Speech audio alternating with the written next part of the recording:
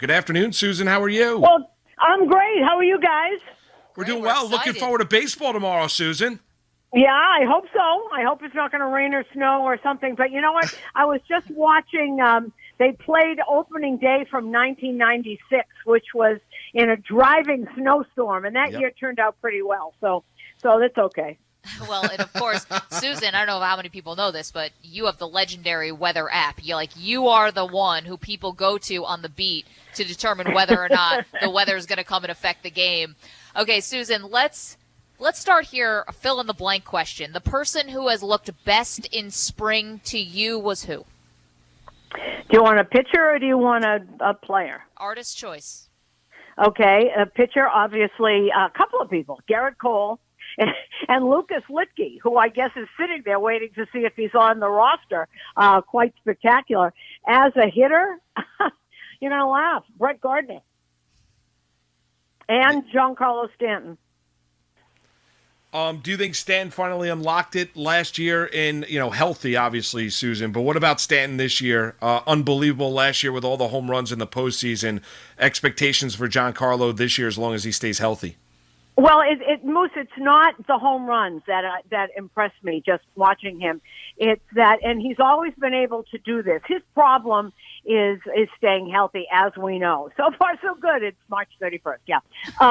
What he's done in the past few years, he actually thinks he is a better hitter right now than he was when he won his MVP year with all those home runs. If you watch Giancarlo last year, he used the whole field. He's that kind of hitter. He is a really, really good hitter, but he's so strong that if he hits the ball in the right spot, it'll go out of the park.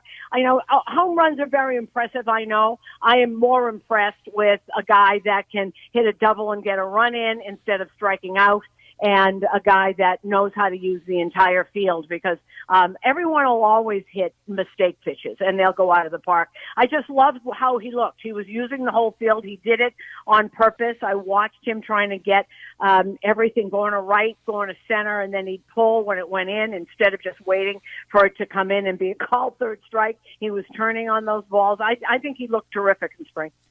Suzyn, for Giancarlo Stanton, remember there was the story last year that he had found like a new sort of, I don't want to say like secret sauce, but a new type of regimen in between innings and in between at-bats to sort of keep himself more ready, more warm, whatever it was. Is this something that obviously we hope will continue, but do you know if he's even built on that in an effort to stay healthy? Well, you know what? I think everybody's making a lot out of this and what he did in between at bats and things. When you are a DH, you have to keep yourself ready. It's very difficult. DHs are not born on trees. And when you're used to playing in the outfield every single day, as Giancarlo did before he got here and got hurt, you have to learn how to keep yourself loose. A lot of guys ride the bike. A lot of guys went into the cage and found that they were getting hurt by doing too many reps in the cage. So it's whatever he has found to keep him loose and keep him warm, whether it's stretching, or, the yoga stuff that they're all doing now. By the way, the Aaron Judge yoga stuff, he's been doing this since high school, so it's nothing new. It's fascinating to me. Everybody has found something. They've been doing this forever. It's just somebody decided that it's great. He's always done, he said he's always done stuff like that. But whatever Giancarlo has now used to keep himself, his body ready without tiring it out. And it's not easy. It's not an easy thing to do, and a lot of people can't do it, but he obviously has done that. He also, he just looks, it started, I think, when we started last year. He just looks so comfortable in his own skin. It takes a while. This is not an easy place to come to, particularly with all the expectations and all the things that happen to him, but it takes a while, but I think he found something last year. Suzyn, I'd love to see. Yeah, I'd love to see Gary Sanchez have a huge year. Cashman would love to see him have a huge year. Yeah. What about Gary this year? What are your expectations after he's brought back? They tender him the contract after what was a dreadful 2020 campaign. Well, you know what? I don't have a lot of expectations, and I don't know what to expect. He looked great for the first week of spring training, and then the last few weeks he did not look great. I don't take a lot out of spring training. I really don't, because I don't take what somebody's velocity is, and unless you're trying to make the team. But if you're, we don't know what people are working on. I keep hearing over and over and over and over how, Gary has learned a lot. And, well, let's see it. I mean, I want to see it. I don't know. And I don't think anybody knows. And Gary, I know he hit those home runs early. That's what he did last year. He hit a home run and everybody say, well, he's back. Well, I mean, it's not because he doesn't try, and it's not because he doesn't work hard, and it's not because he's lazy. But I would like to see it. Let's have another discussion in June, and maybe we might have a way. I don't know what to say after spring training. Everybody says, "Oh, I'm in the best shape of my life. I found something over the winter. It's going to be wonderful."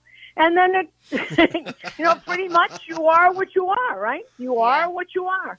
Or maybe it's the opposite. Like, Aaron Hicks has said, he doesn't really love how he was hitting the ball in spring training, but maybe he gets out of the gates really fast here once the season begins. Suzyn Waldman is our guest. We're previewing the Yankees opening day tomorrow. Pregame 12:25, first pitch 1:05. Yep. Just about, yep. Suzyn, you mentioned about, trying to gauge the pitching staff in spring training is really hard. And you mentioned because you don't know what guys are working on, but Corey Kluber is obviously someone we're paying a lot of attention to. Right now, he's the second starter for the Yankees, and also he's coming off significant injuries. Mm-hmm. What did you see from Kluber? I thought, except for the last couple of outings, I thought he looked terrific. The thing about Kluber, you can't really tell with him because, I know that people talk to scouts that are sitting there and watching. I didn't do that. I called scouts that I knew in Cleveland, and I wanted to know what he did in spring training. And what I was told is that at every spring training, his velocity was down because he works up as the season goes on. And, that was every single year we came out of spring training and Dellin Betances had no velocity. And isn't this awful? And this is going to be awful. And by June, Dellin Betances was up where he was supposed to be. Corey Kluber, it's easier to make a mistake when there's a difference between 90 and 93. There really is. But in Kluber's case, when I watch what he does with the fastball to set up the other things, if you can't get around on that fastball because he puts it in a perfect spot, right now when you're working on things, it doesn't matter to me whether it's 94 or 91. It really doesn't, because he takes enough off of the breaking pitches that the difference is there. So I wouldn't put too much stock in any of that. I really don't. I mean, but if you're going to put stock in it, don't ask people who are just sitting there now. Go back and find what he did in Cleveland. That's why I called there, to see, did he always have spring trainings where he wasn't throwing hard? And by the way, he's not going to throw what he did when he was in Cleveland. That just is, those days aren't there. But he said, he's slow in spring training. He works on stuff. He works on just spotting the fastball, and he doesn't really care whether it's 91 or 94. And then they build up, and a lot of people do that. I don't know. I thought he looked awfully, awfully good. I really do. And I look forward to that. But, of course, you take all of that with a grain of salt, because when he was in Texas, they got him, and he had a great spring training, and after one inning, he walked off the mound, and they never saw him again. So, you can't even put a thing. I am hoping that that it all works out for the rotation. I think we can take Garrett Cole and put him in a corner and know that he's going to be wonderful, and because he just is. Man was throwing 100 miles an hour in the second week of spring training. It's silly. But he looks like he's going to be fabulous. Tyone, I don't know. It's an unknown. Does he walk off the mound after the second week holding his elbow? I don't know. Can he use that new? He's got a totally revamped delivery. Is it going to work? What happens when he gets in trouble? What I saw in spring training is that when he got in trouble, he went back to what he used to do, and then he got people out. So we'll see if he can put that all together and smooth that out. I think probably the biggest surprise to me was Domingo Hermann. I did not expect him. I don't think he walked anybody. No, he's brilliant. All spring, I don't think he walked anybody. Maybe he walked one or two that I didn't see, but when we saw him pitch, he never walked a soul. And everything was working, and there was no doubt that I think everybody was really surprised. Man hasn't pitched in a year and a half. So he is there. And Montgomery, I always knew was going to be good. I mean, you could tell. I remember Larry Rothschild when he was a rookie saying, Montgomery's, there's something about him. He doesn't seem like he's going to be really good, but he is. And he's got more of the drop on that curve. He doesn't need all the velocity that he used to throw a lot harder or a little bit harder. And he doesn't need that now, but he's right around 94 or so.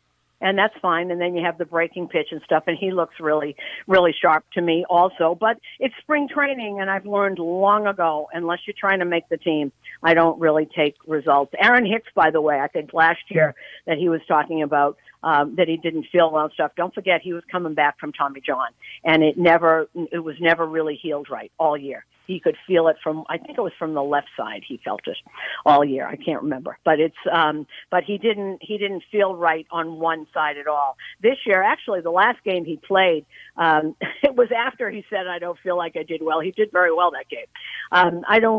I don't take a lot from this because I've seen guys that are hitting homers and homers and homers in spring training, and they get there and it's cold and they're striking out at record paces. So I think it'll all start tomorrow, and we'll reconnoiter in June when you can really see what this team is. And here's the other thing, and I hate to go on like this, but I feel like I'm shot out of a cannon talking about this now because it's been so long.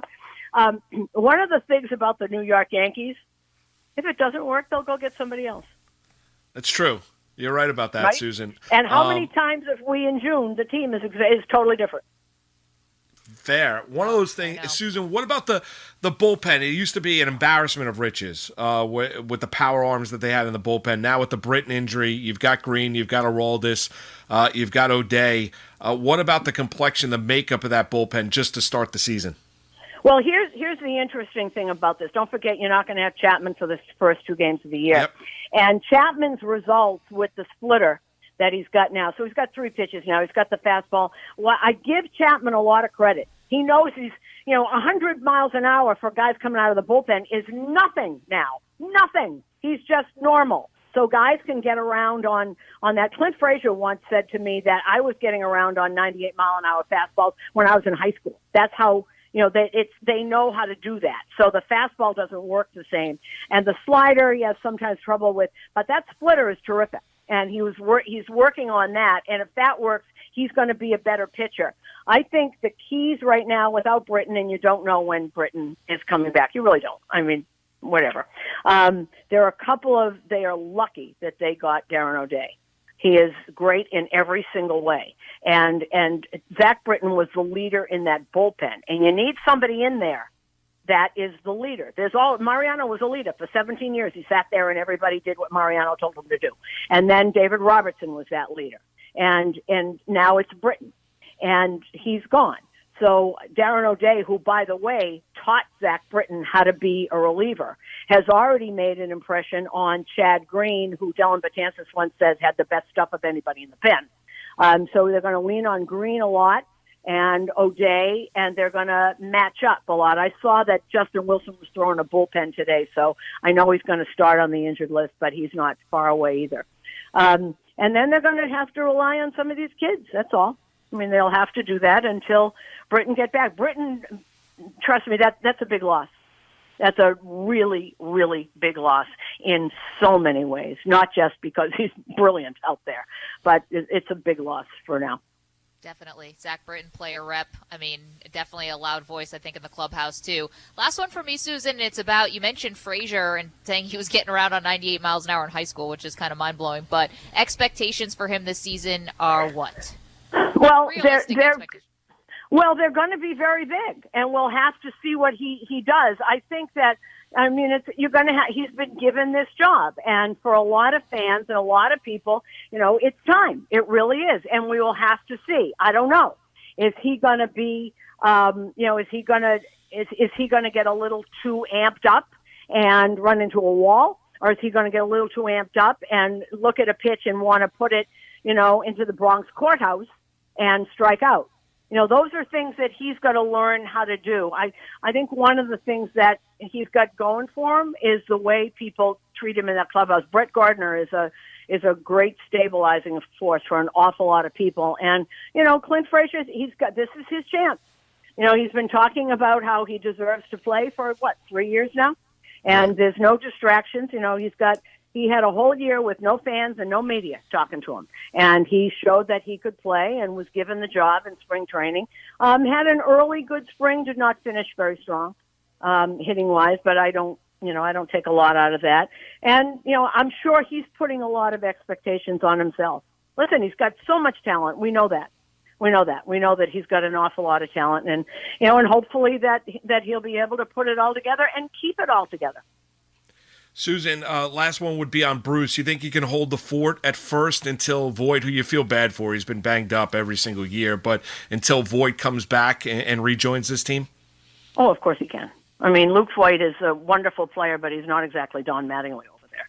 I mean, Bruce is he's good offensively, though. I get it. Yes, he is. Well, let's see what the lefties. I mean, this is I don't know why everybody is like saying, can he? I mean, he's not going to be Voit. We know he's the home run leader for last year, and he'll be back. I mean, and if it were the middle of the season, he wouldn't have had the surgery. So what they're looking at is that they understand. There are teams that have won championships, and John and I will be looking through the list, and John will say, "I don't remember this guy on this team." It hasn't even started yet. And if it had been the middle of the season, they would have handled it, and Luke would have played through it, and they would have given a cortisone shot. But it's end of March. You might as well get it down. If it's 6 weeks, that means he'll be back in May. You know how much time is left in May? Tons. I think Bruce looked to me awfully good. By the way, Christy Acker of the Daily News, who covered him when he was a Met, said that he must have really worked at first base because he looks really good. There was one play, there was a miscommunication with Bruce and Brett Gardner, but that was the first time I'd seen Gardner play right field, and they just didn't want to bump into each other because neither one of them called it, and it went in the middle of them. But other than that, I think Bruce has looked really good, and he certainly can hit. The man is an all-star. I mean, and to have that lefty bat in the middle of this lineup, or in this lineup, when there aren't any lefties in there except for Gardner now. It balances a little more, and of course Hicks turns around, but it balances a little more. I expect Bruce to have a really good start. Well, Suzyn, it's going to be great to listen to you and John throughout the course of the regular season. I love the fact that Bernie's going to be throwing out the virtual ceremonial first pitch tomorrow. See, I didn't know that. You told me something. There you go. Nothing. Nobody tells. I've been sitting in my house for a year. We all. I went into the city for the first time in over a year yesterday. It's all still there. It's really looks. Good. I hope you said hi to everybody for us. So, who is the virtual first pitch going to? I did not see that information. I just saw that Bernie's throwing out the virtual ceremonial first pitch tomorrow. So I got a little bit more for you. So the virtual national anthem will be performed by the West Point band vocalist, U.S. Army Staff Sergeant Catherine Walsh. You also have Broadway star Paul Nolan, who's going to be singing "O Canada," featuring the West Point Cadet Color Guard. And you Paul Nolan. Paul Nolan's a big opera star. And Paul Nolan's the real deal. Yeah, and you also are going to have a moment of silence tomorrow for Hank Steinbrenner and Dr. Bobby Brown as well. So those are going to be the pregame sort of pageantry and festivities tomorrow. But wouldn't we all like to have a life as wonderful as Dr. Bobby Brown, who was also one of the most wonderful human beings you've ever met in your life? Tremendous, tremendous man, and what a life! A hero in 2 wars. Played third base for the New York Yankees, all those championships. And cardiologist, and he president of the Texas Rangers, president of the American League, and then went back. I loved his one. I don't know if you guys have heard. My favorite saying was when his girlfriend, then to be his wife, said, "What do I tell my parents about you?" And he said, "Tell your mother that I'm going to medical school, and tell your father I play third base for the Yankees." That's a great line. That is a great line. What a life. Unbelievable life. Suzyn, great 20 minutes. We appreciate catching up with you. Enjoy opening day tomorrow. We're looking forward to listening to you and John on the call, not only tomorrow, but throughout the year.